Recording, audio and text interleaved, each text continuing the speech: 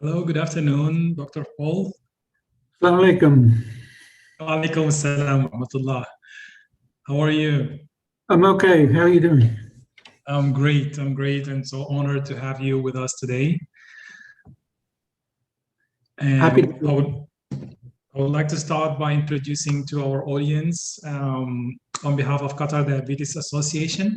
And in this very special day, the World Diabetes Day that we are celebrating today, we are happy to have with us Dr. Paul John Thornley, who is the Scientific Director of the Diabetes Research Center at QBRI. He is an international diabetes researcher, and his studies, he has many studies and publications, more than 530 publications. And today he's going to be talking about the new treatments emerging for the prevention of type 2 diabetes and diabetic vascular complications. Dear audience, if you have any questions, kindly write them down on the chat box, and we will be happy to introduce them to Dr. Paul by the end of the session. Without any further ado, you're welcome. The space is yours, Doctor. So I need to share my screen, I believe. Sure.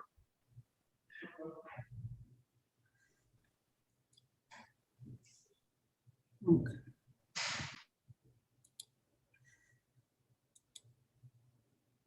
Okay, can you see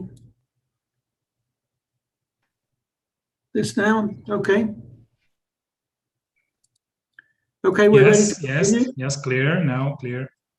Okay, so thank you so much to the Qatar Diabetes Association for inviting me to present today. It's a privilege and an honor on this World Diabetes Day 2021. I'm happy to talk about new treatments emerging for the prevention of type 2 diabetes and diabetic vascular complications. I'm Scientific Director of the Diabetes Research Center at Qatar Biomedical Research Institute, Ahmad bin Khalifa University Qatar Foundation here in Doha. Okay.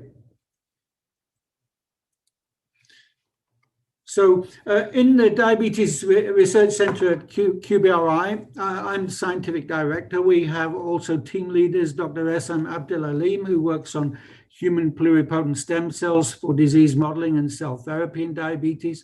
Dr. Abdelillah Aredouani, who works on identification of biomarkers for type 2 diabetes. Dr. Heber Al-Sadiqi, a young Qatari scientist, a rising star in diabetes research here. It works on human pluripotent stem cells for diabetes, disease modeling and cell therapy in diabetes. And then Dr. Prasanna Kolotka, Dr. PK, we call him, works on factors involved in pancreas development and other disease pathways. Our mission here in Qatar is to pursue research for improved prevention, remission, that's like a reversal of diabetes, removal of all the symptoms and impact of disease, and treatment of diabetes and related complications and comorbidities, contributing to the Qatar National Diabetes Research Strategy and Health Priority Research Programs. Our research themes are on stem cell and pancreatic cell biology in the study of obesity and diabetes. Dr. Essam and Dr. Heber lead these. Prevention and remission of type 2 diabetes, I lead that research with Dr. Abdullah and Dr. PK. And then biomarkers for prediabetes, diabetes, diabetic vascular complications and comorbidities.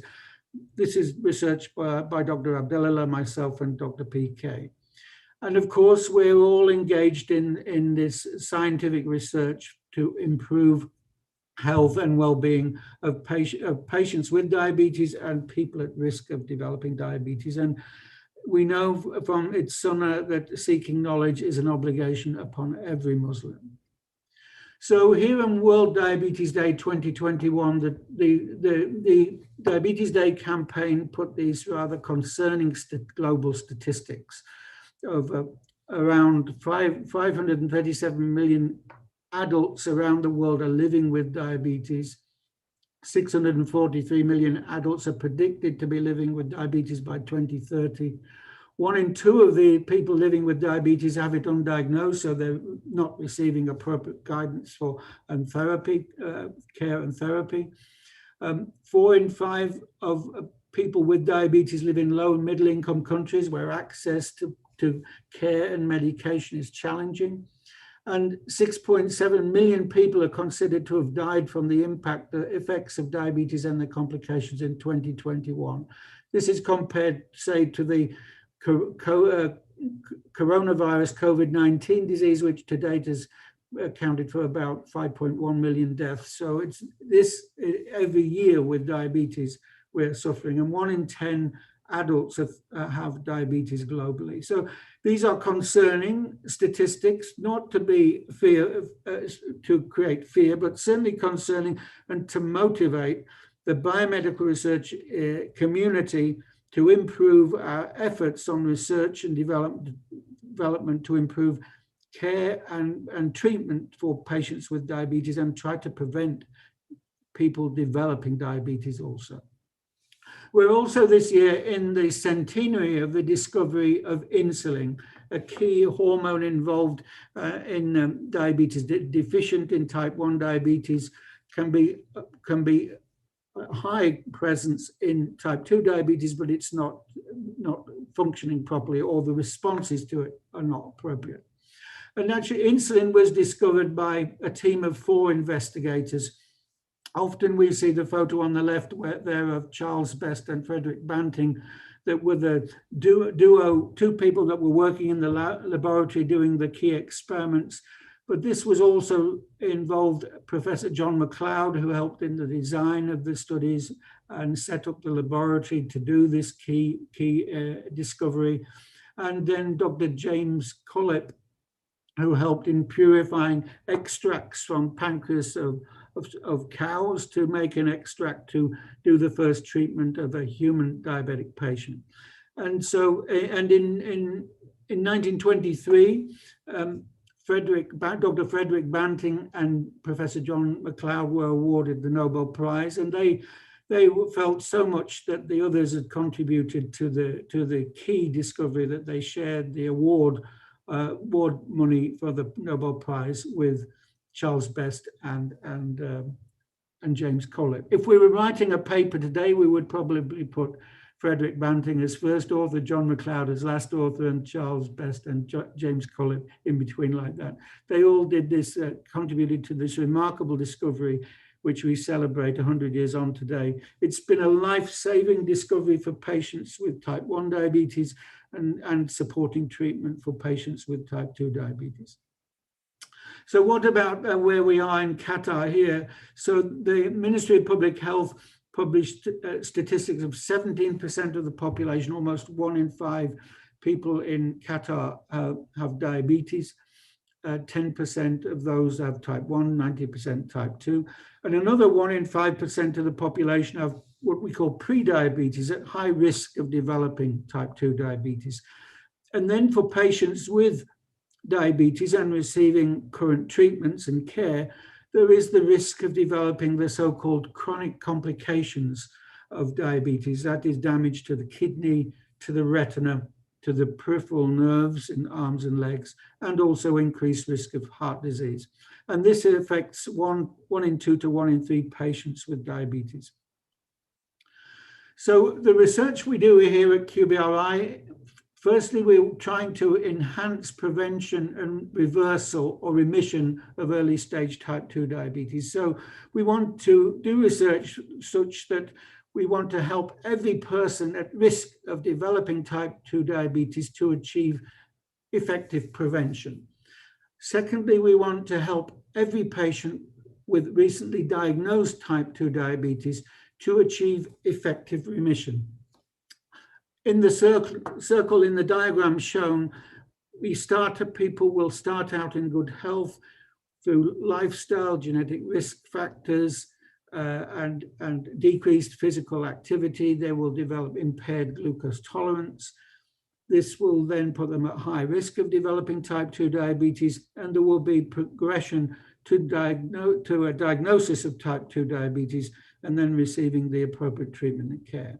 So the drivers or the things that facilitate this are firstly a high energy, often Western style diet, low physical activity lifestyle, with or without genetic predisposition. If you don't have genetic predisposition, you can still have a risk of developing type 2 diabetes through this high energy diet and low physical activity lifestyle.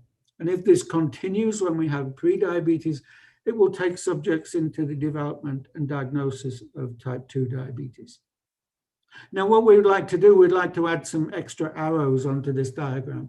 We would like to be able to prevent type 2 diabetes and enhance the current effectiveness of type 2 diabetes prevention. So this can be done if we can achieve greater than 5% weight loss and increase physical activity, say greater than 150 minutes physical activity per week. We would like to also add a further arrow, and that is from the diabetes back to good health, and this is remission of type 2 diabetes. And this is available in the first 10 years of the disease, as we'll see later. And this can be achieved by switching to a low or very low calorie diet for a limited time period, and then slowly introducing to a lower calorie diet and increased physical activity lifestyle to produce complete remission, removal of all symptoms of diabetes, and remain type 2 diabetes free. Now, we know that obesity is a risk, it puts us at risk of developing type 2 diabetes. And there is also influence of genetics in becoming obese. Current lifestyle makes it easy to gain weight, of course. The abundance of highly processed food, popular activities of limited physical activity, such as watching television and PC, computer-based activities, and transport, and in Qatar, a climate restricting outdoor activities.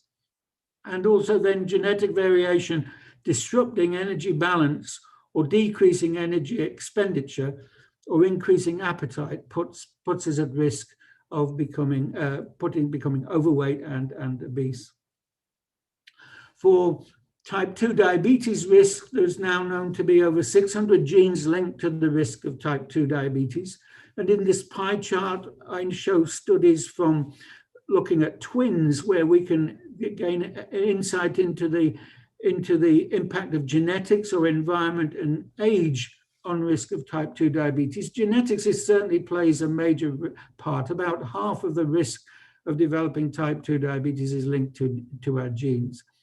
But another substantial part, about 40%, is linked to the environment, what we do, physical activity, lifestyle, diet. And then there's also increased risk as we age. So genetic influence is glucose control and risk of developing type 2 diabetes, but it's not the only influence. Environment and age are important factors too. And importantly, when we can decrease the impact of these factors to decrease the risk of type 2 diabetes by increasing influence of genes protective against type 2 diabetes. And I'm going to mention one of these in the following slides. These can be considered diabetes suppressor genes, and we really need to do more work on these in the future and how we can use our genetic background and manipulation of it quite simply to produce increased proteins from certain genes to suppress the risk of developing type 2 diabetes and even enhancing the remission or reversal of it. And I also remind you of the hadith that for every sickness there is a cure. So we're not sad, we don't want to sit back and look at our genetic composition and think we are destined to become type 2 diabetic. There are things we can do about that for prevention and also remission.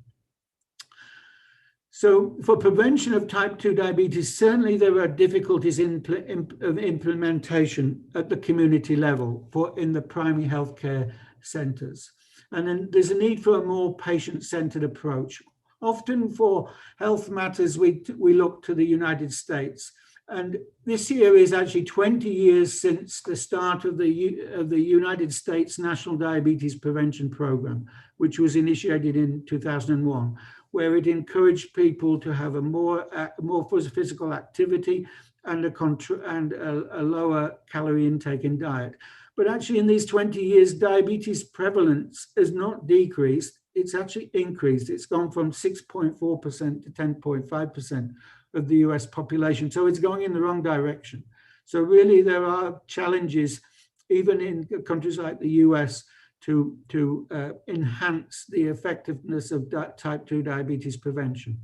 And now the experts generally conclude that an adapted, a more patient-centered national diabetes prevention program focusing on a flexible, self-selected goals regime may be a more promising strategy, looking to improve glycemia even in the absence of weight loss to try to prevent development of type 2 diabetes.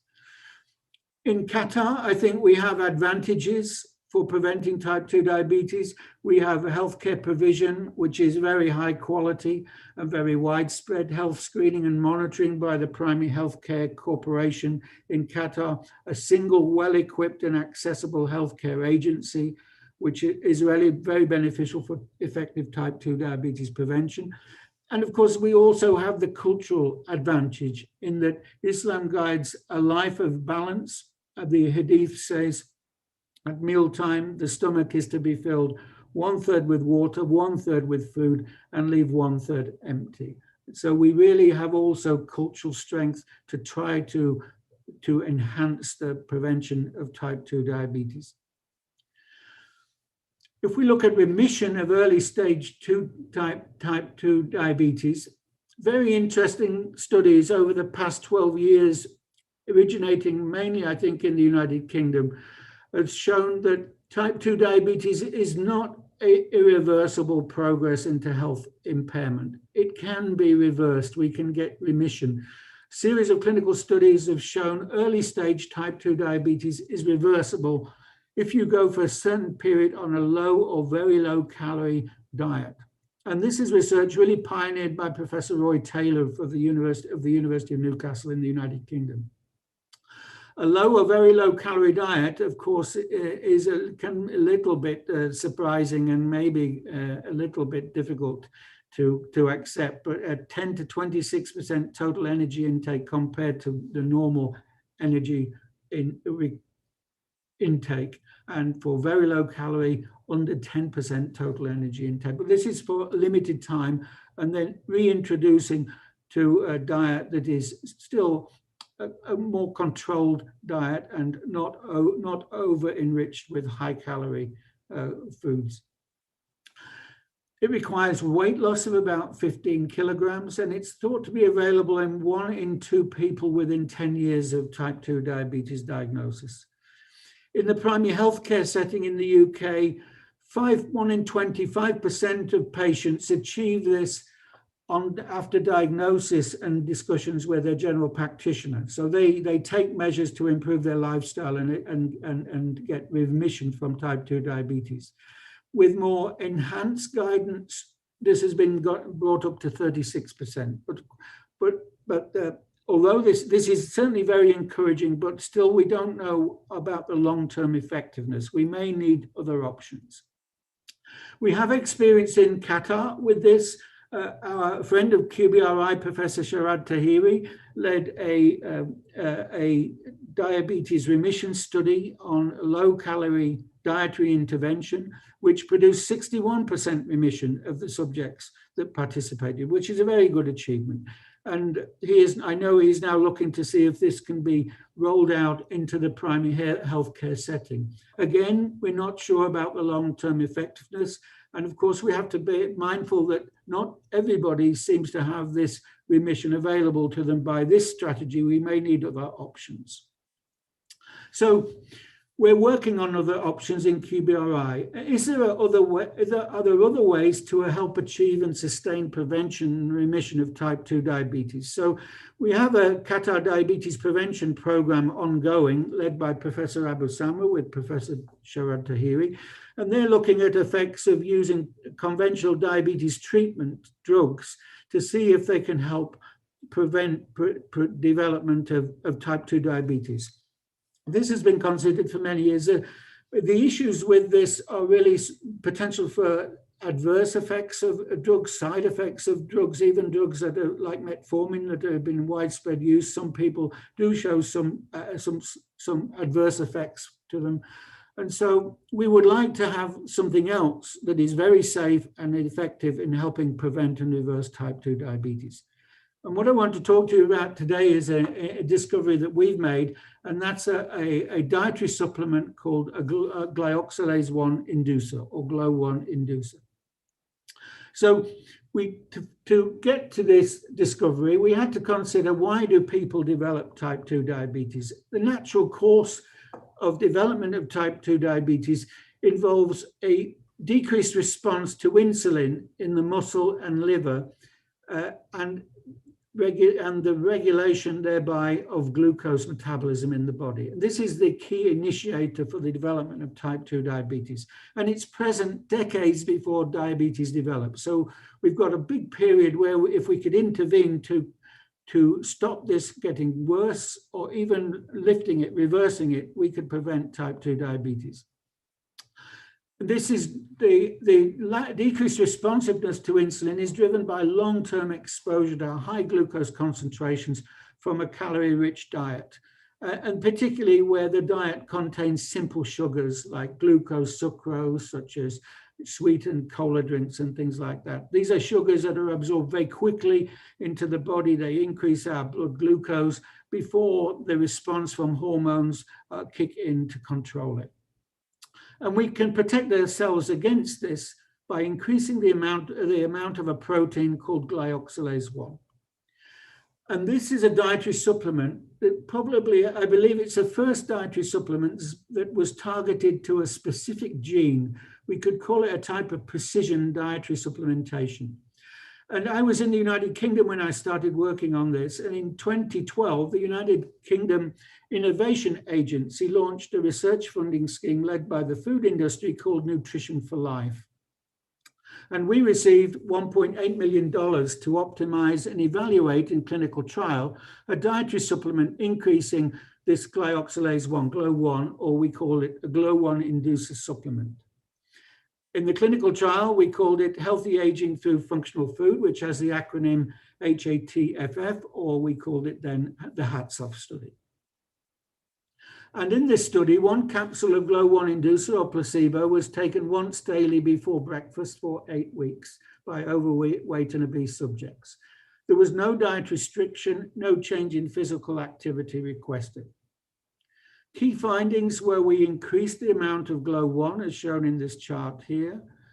We decreased the fasting plasma glucose, we decreased post-meal glucose, and we increased the responsiveness to insulin by 42 units. And actually that is an amount that brought these overweight and obese subjects back to normal glucose control, normal insulin sensitivity. We reversed insulin resistance and thereby decreased risk of developing type 2 diabetes. And it would be sufficient to likely reverse type 2 diabetes. In fact, we have some evidence from case studies where we've had individual people taking GLO-1 inducer since then who have had a recent diagnosis of type 2 diabetes and then taking GLO-1 inducer produced remission. The GLO-1 inducer is a dietary supplement, so it's very safe, it's highly tolerated, and as I've just shown, it's very effective. In obese subjects, correcting insulin resistance, GLO-1 inducer worked as well as metformin. This will be a drug commonly known to diabetic patients, friends of diabetic patients online. And this is very remarkable that the supplement can achieve the same effect as a pharmaceutical, commonly used pharmaceutical. And also remarkably, this supplement improved insulin sensitivity as much as bariatric surgery. So this was really remarkable finding, and we think very encouraging for the way to produce other options to help prevent type 2 diabetes and also produce remission of it. So what is the GLO-1 inducer? Well, it's actually a combination of 2 compounds. The combination is very important, but these compounds are found in red grapes, resveratrol, and in certain oranges, hesperetin. The resveratrol and hesperetin that we used was given in pure form in a capsule in an amount that cannot be achieved by changing diet. So it's higher than you could achieve by changing diet. And if you tried to eat a lot more fruit to get these compounds, you would take in a lot of sugar, and that would certainly be not advised. So it's all very important to have these in pure form and the amount that we used in the study. Hesperetin carries resveratrol in the body, and this combination is crucial. Resveratrol has been evaluated for prevention and reversal of prevention of type 2 diabetes in the past and has failed because it's not easily absorbed into the body. But this hesperetin overcomes this. It helps the resveratrol be absorbed into the body and achieve this effect. We could consider these compounds as putting health protective compounds back in a diet that is not present in highly processed and refined foods of the westernized diet. So we could think of it like that. And further clinical evaluation is ongoing, and we're doing further research on the mechanism of action in QBRI, but it holds great promise in the future for an extra option to try and enhance our ability to prevent type 2 diabetes and also produce remission from it. Now, next, I'd just like to talk about the research on prevention and treatment of vascular complications of diabetes. The generally advised and observed preventive measures are to maintain good control of blood glucose, good control of blood pressure, and good control of lipids. Drug therapy we have available at the moment for diabetic kidney disease are the angiotensin converting enzyme inhibitors, the angiotensin receptor blockers, and recently sodium glucose cotransporter 2, SGLT2 inhibitors. And they slow down the progression of diabetic kidney disease, but do not totally stop it. There's diabetic retinopathy, where we really have no effective treatment at the moment, and also worryingly, the World Diabetes Day 2021 campaign remarked on increased incidence, increased cases of diabetic retinopathy. There is laser photocoagulation therapy that it can help slow the progression of it to down to more severe impact, but it's not an effective treatment for many. And then there's diabetic neuropathy, where analgesics are given, but these help counter pain, the symptoms of pain, but they don't treat the disease, but rather are suppressing the symptoms. And we have no specific treatment for diabetic cardiovascular disease.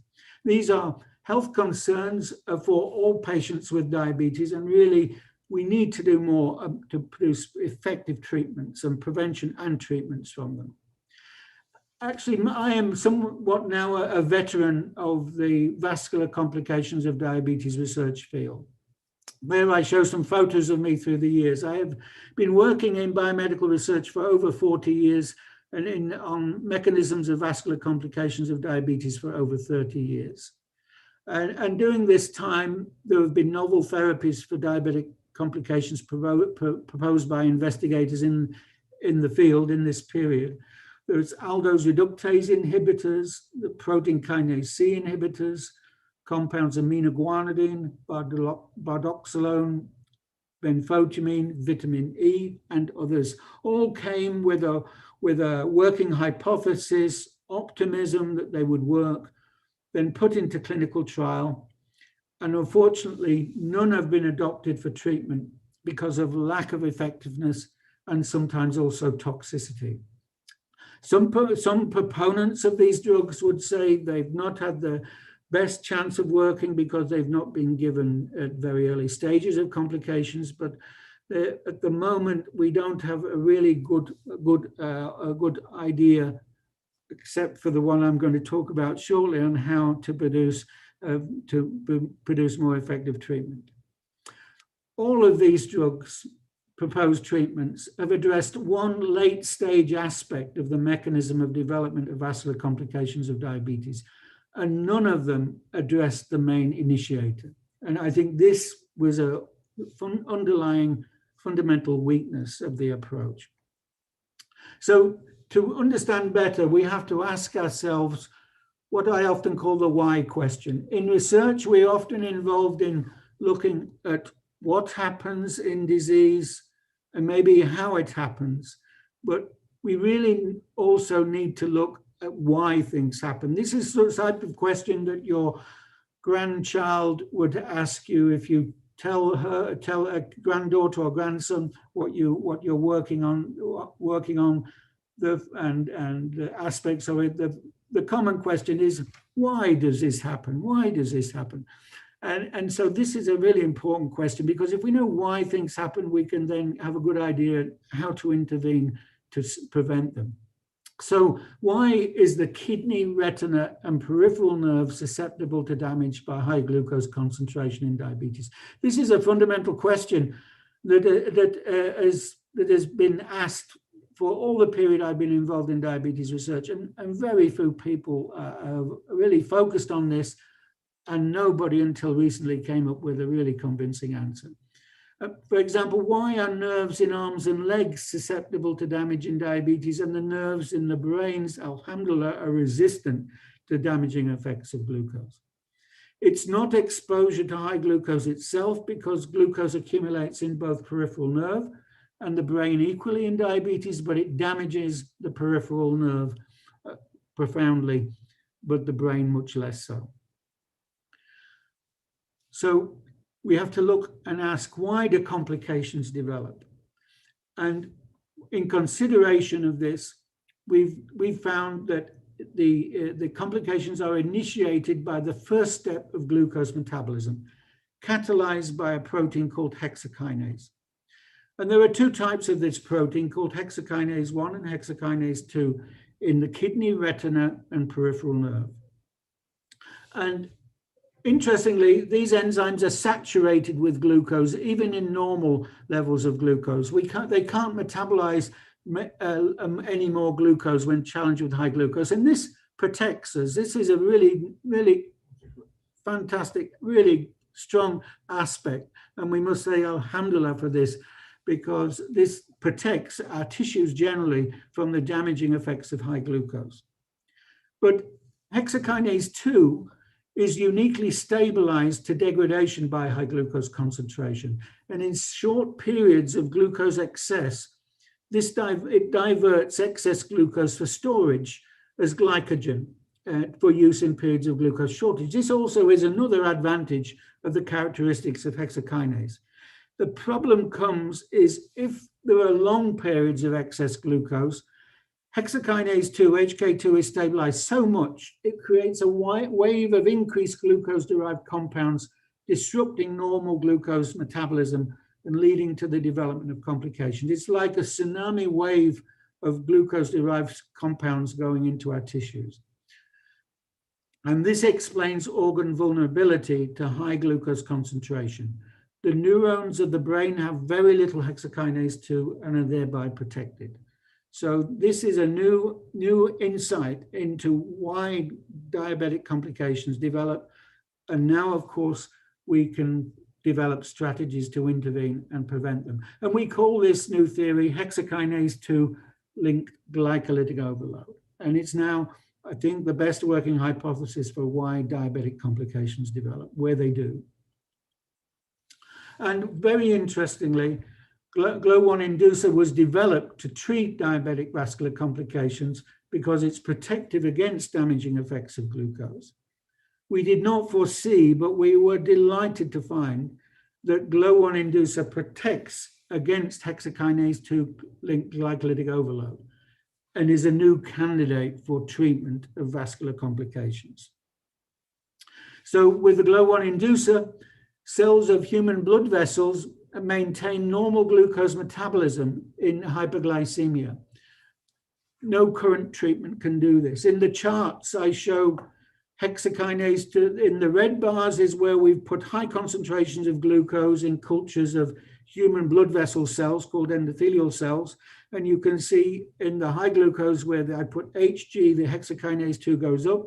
And then in the next bar is where we've had the GLO1 inducer and we brought it back down to near control levels.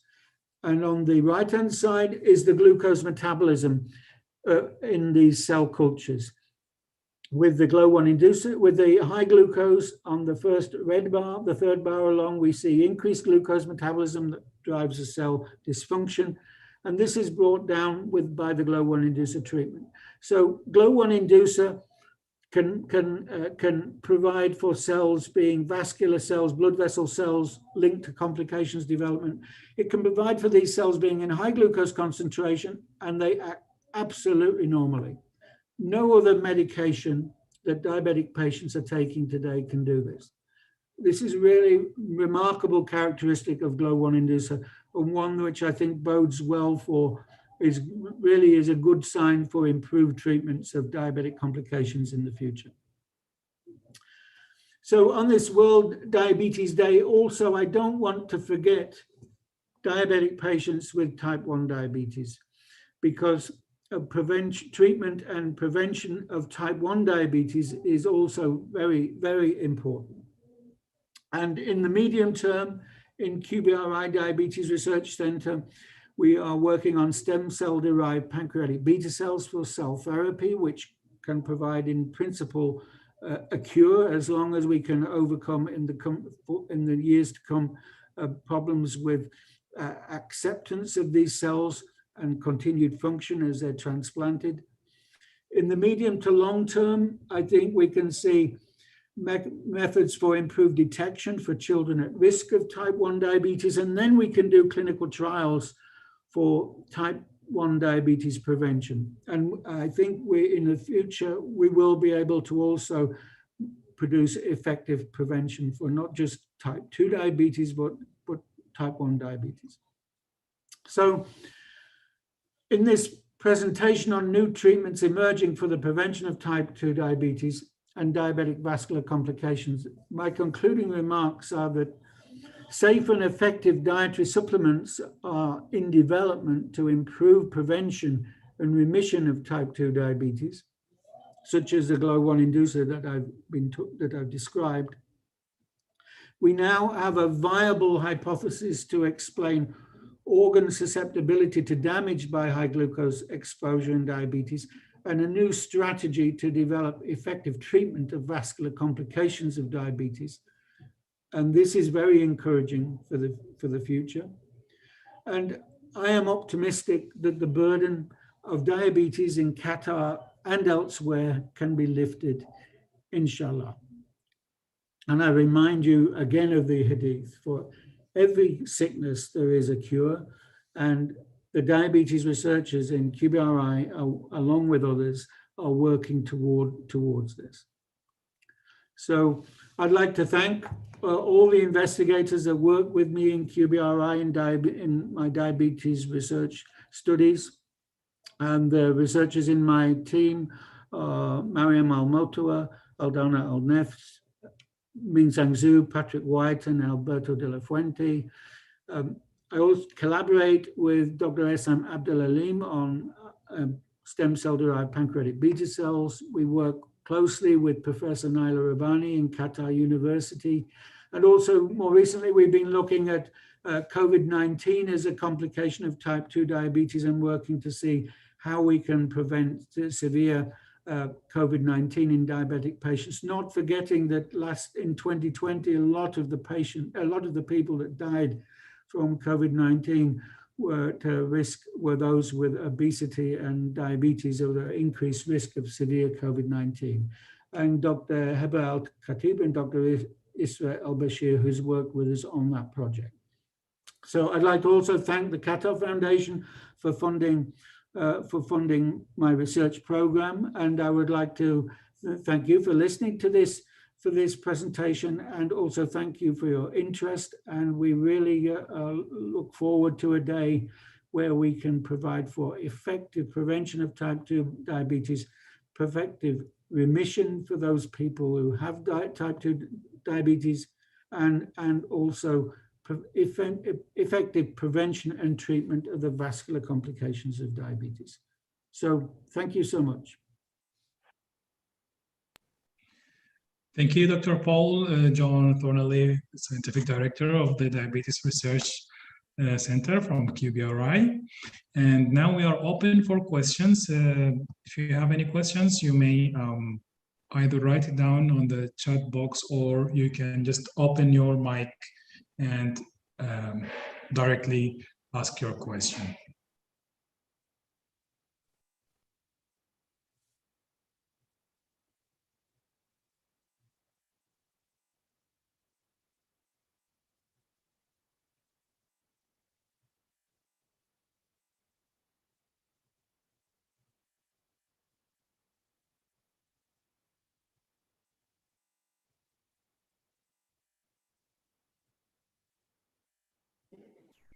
I would like to also remind the audience that a recorded copy of this session will be available on our YouTube channel.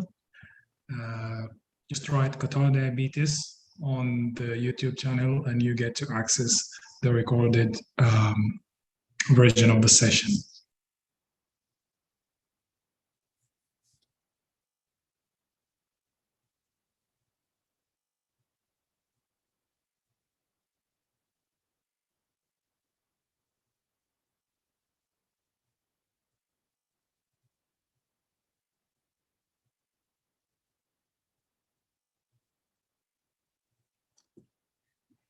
So I think there are some questions I can see.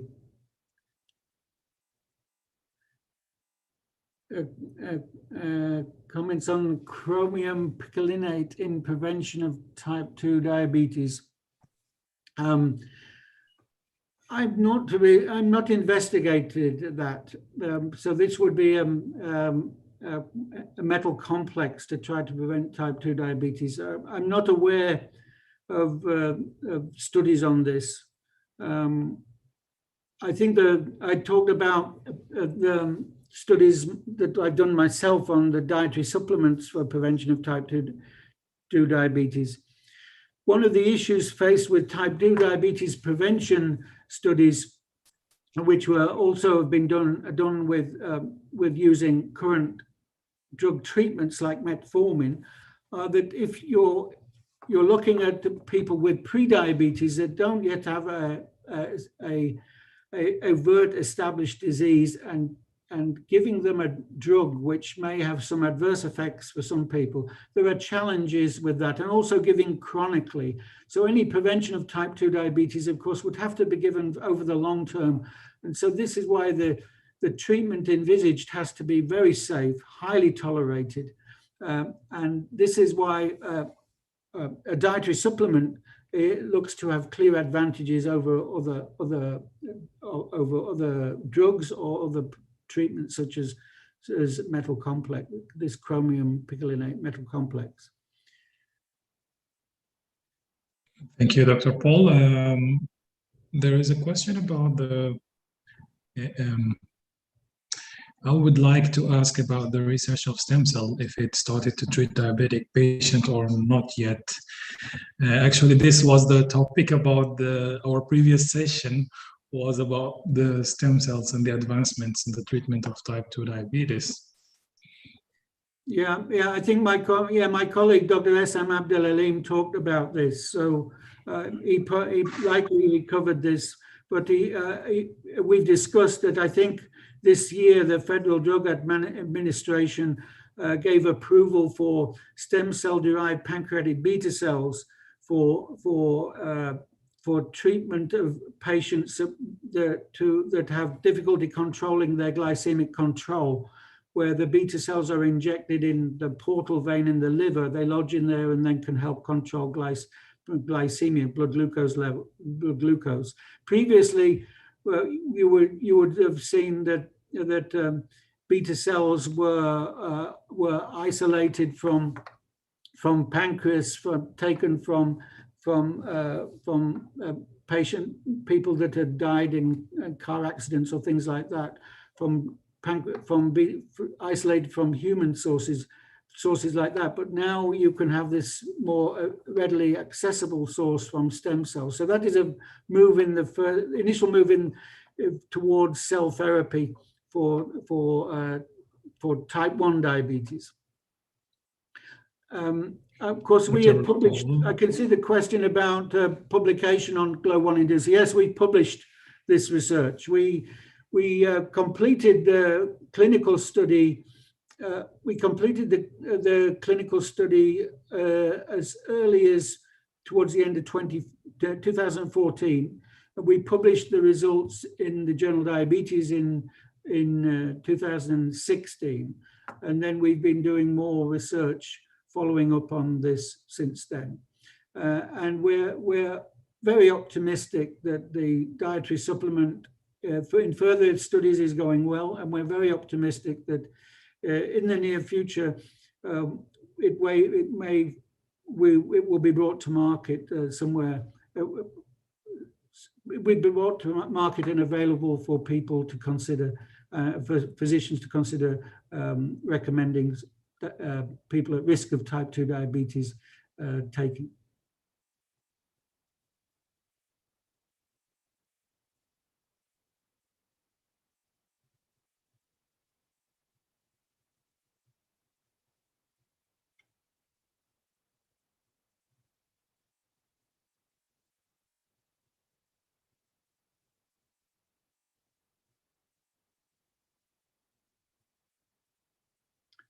Okay, so thanks everyone for those questions, and I hope you enjoyed the presentation. Thank you very much, Dr. Paul, again. Thank you for the audience. Now we come to the end of the session. And I remind you again that a recorded copy of this session will be available on the YouTube channel for reference. Thank you again, and have a good day. Thank you. Thanks, everyone. Bye now. Assalamu alaikum.